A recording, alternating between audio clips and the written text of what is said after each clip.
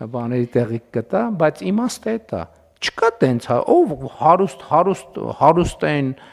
դե հարուստ են թող իրանց համար բան անեն, օդանավակայան կառուցեն։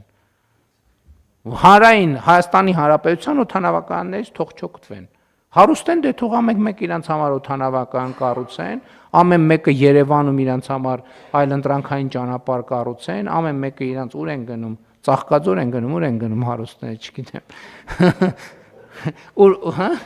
Ուր որ գնում են, կարճ ասած, դեպի հանրապետությունից,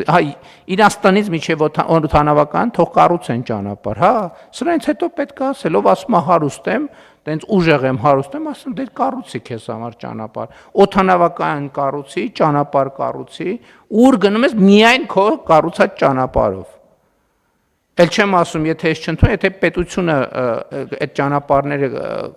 չկառուցի, բանն է մնալու, այդ ձեր Բենթլիներից հետևի ստոպ ֆարն է մնալու, ուրիշ ոչ մի բան չի մնալու։ Նույնն է վերաբերվում ամեն աղքատներին, բա որ հարկ չվճարի սոցիալական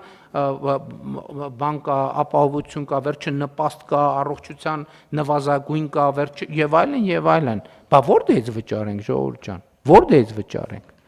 Եվ հետևաբար պետք է հասկանանք, էս է համակեցությունը, այ ամենահարուստը եւ ամենաաղքատը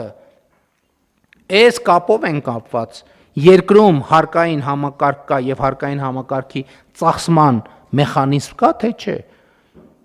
Երկու ամենահարուստի էլ ամենաաղքատի բարեկեցությունը